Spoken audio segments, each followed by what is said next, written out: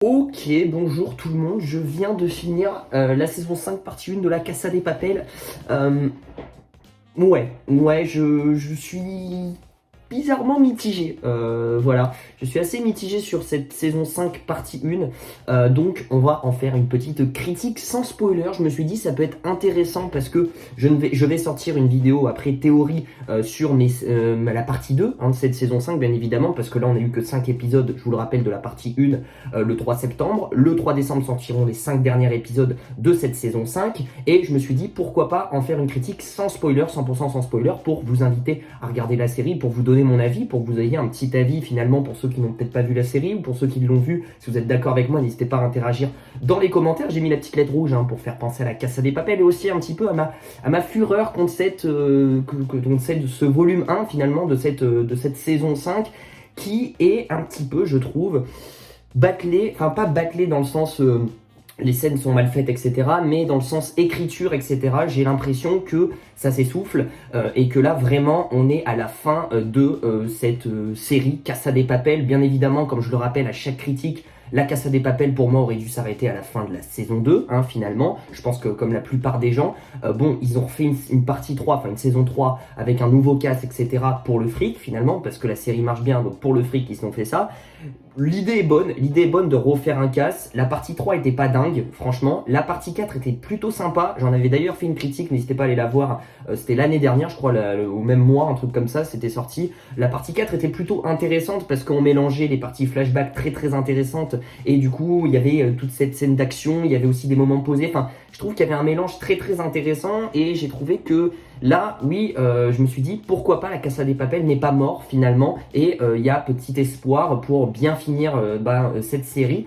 Et là, je trouve que le début de cette saison 5 ou partie 5 comme vous voulez, enfin ce volume 1 en tout cas n'est pas à la hauteur, pardon, excusez-moi, de cette saison 4 personnellement, parce que je trouve que c'est un petit peu trop, ça part dans tous les sens. Personnellement, ça part dans tous les sens. Ok, c'est la partie finale, on le sait, il n'y aura pas de partie 6, on le sait, donc il faut vraiment marquer ça sur un ton plutôt action, avec des rebondissements de partout, etc. Alors là, pour vous dire, il y a énormément de rebondissements, vous inquiétez pas, vous serez servis, il y a énormément de scènes d'action, et c'est ça le problème, c'est qu'il y a trop de scènes d'action, et que ça bombarde dans tous les sens, et là on se croirait dans un film de guerre, mais vraiment de guerre. Ok, c'est la bataille finale, je veux bien prendre en compte toute l'ampleur du truc, etc. C'est vraiment le casse final et tout, question de vie ou de mort et tout, mais ça part dans tous les sens du terme. Après, les parties scènes d'action, etc., pour le coup, sont très très bien réalisées, il n'y a pas de souci, mais je trouve que ça va dans tous les sens, il n'y a pas de moment où on se pose. Je trouve que l'écriture est faite un petit peu à l'arrache de cette saison 5, alors pourquoi, je n'en sais rien, peut-être qu'il y en a qui ont kiffé. Alors ok,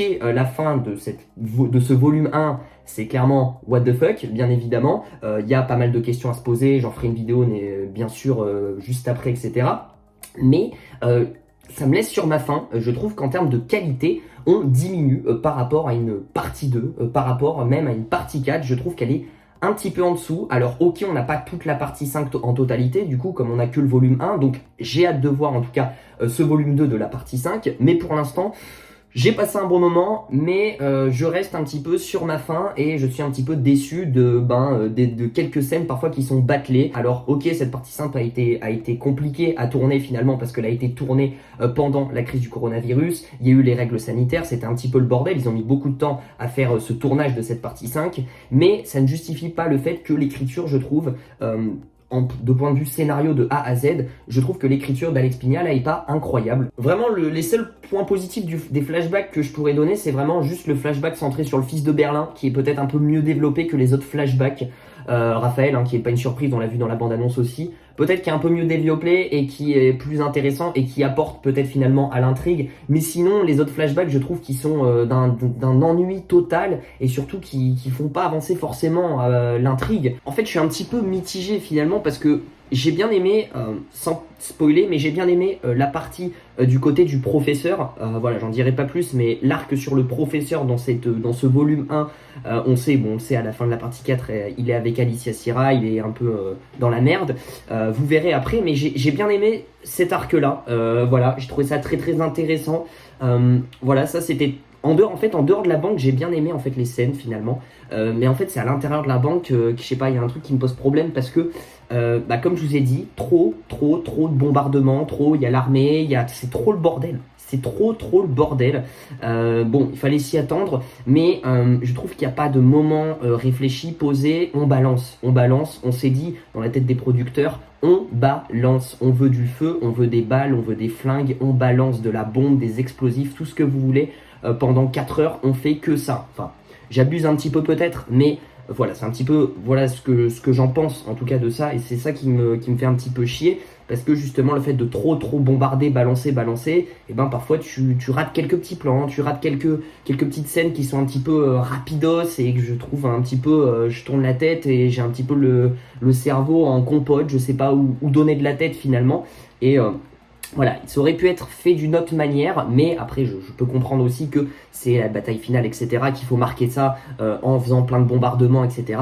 Mais en tout cas, je reste sur ma faim. Après, je ne veux pas commencer à faire une critique mitigée sur cette partie 5, sachant qu'elle n'est pas disponible entièrement, j'insiste. Ce volume 2 peut-être sera meilleur que le volume 1 personnellement. Peut-être, j'espère en tout cas. Après, je me pose des questions en termes d'action, comment tu peux faire mieux? Parce que au vu de ce volume 1, ces 5 premiers épisodes, ça monte crescendo. Genre en termes d'action, ça démarre là, tu vois, violent, et ça finit comme ça. Voilà. Donc je me dis, dans ce volume 2, comment tu peux faire au-dessus de l'épisode 5, en termes d'action, en termes de rebondissement, etc. Comment tu peux faire au-dessus? Ou est-ce que ça va redescendre en termes d'action, en termes de rebondissement, etc. Est-ce que ça va être un volume 2 un peu plus calme? Ça, je n'en sais rien. Et est-ce que si c'est un volume 2 plus calme, est-ce qu'il sera meilleur que le volume 1? Voilà, c'est pas mal de questions que je me pose. Est-ce que justement, c'est pour ça que c'est une critique à moitié à chaud, enfin c'est une critique à moitié finalement de la série, parce que il n'y a que la moitié des épisodes, et du coup peut-être qu'il y a une partie un peu plus action et une partie peut-être un peu plus calme, et peut-être que le mélange de ces deux-là font une très bonne partie 5. Donc c'est pour ça que je veux pas trop balancer d'avis tout de suite. Je voulais vous dire mon avis à chaud sur ce volume 1, mais il faut quand même se dire qu'il reste un volume 2, donc à voir. Il y a un truc aussi qui sont un peu trop skippés, c'est un peu dommage, après il fallait s'en douter aussi, c'est les développements des personnages. Ok, on a un petit développement sur 2-3 personnages, j'en dirais pas plus. On les développe un petit peu avec les flashbacks, etc. Mais il y a pas mal de personnages qu'on connaît depuis la saison 1. Je trouve que leur développement il est en stand-by finalement, on progresse pas. Alors c'était pas le but parce que là c'est la bataille finale, etc. Donc je peux comprendre les objectifs un petit peu des scénaristes, etc.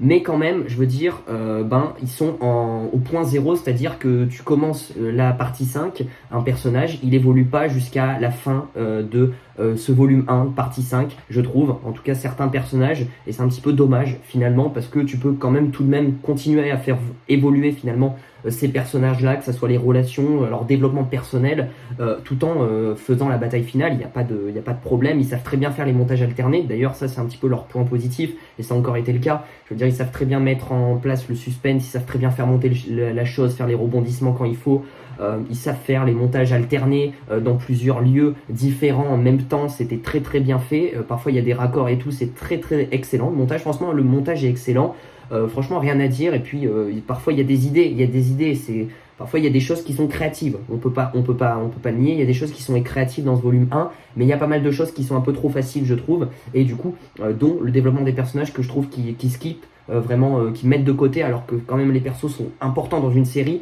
et je me dis c'est dommage, c'est un petit peu dommage sur ce point de vue là, mais après il y a des choses assez intéressantes qui m'ont plu sur certains raccords, sur certaines originalités qu'ils ont faites dans la réalisation. Et ce qui me dérange aussi, c'est que justement, il y a beaucoup trop de scènes qui se passent à la banque, vraiment, à la Banque Nationale de Monnaie, je trouve, personnellement, les 3/4 des scènes se passent à la banque, et parfois c'est un petit peu redondant, et surtout que juste ce qui se passe à la banque à chaque fois, c'est bam, on tire, j'ai l'impression que les balles sont illimitées, j'ai l'impression de me croire dans un jeu vidéo, clairement, et donc c'est ça qui m'a un petit peu dérangé finalement, parce qu'on a plus ce côté posé, ce côté réfléchi de la Casa de Papel avec un peu tout le professeur, etc. Mais ce que je ne savais pas, c'est que Alex Pignal a déclaré, donc ça c'est plutôt cool, que dans ce volume 1 justement il voulait vraiment insister sur le fait que c'est la bataille finale, c'est la violence, etc. Et ça se ressent de ouf. Il a skippé les personnages de côté, mais du coup c'est justifié parce que il dit en fait dans une déclaration, je ne l'avais pas vue, je viens de la lire en fait, c'est pour ça que dans ce volume 2 justement il va se concentrer plus sur les personnages, sur leur développement et comment ils vont quitter la série, comment ils vont partir tranquillement finalement de cette série, de cette fin de série.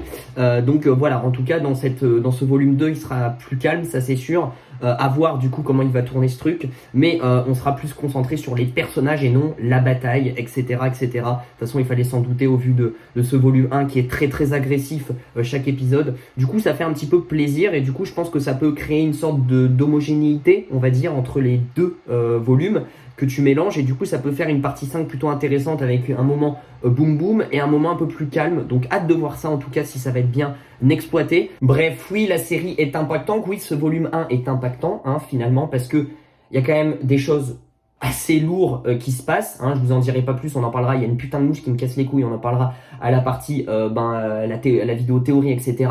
Mais voilà, je vais donner une petite note, parce que j'aime bien donner des petites notes, je vais mettre un 13 sur 20 pour cette Casa de Papel partie 5 volume 1. N'hésitez pas à me dire dans les commentaires votre avis sur la Casa de Papel partie 5 volume 1, voilà, sans spoil, ça serait sympa, parce que voilà, c'est une vidéo sans spoiler, donc balancez pas des spoils, ça serait con.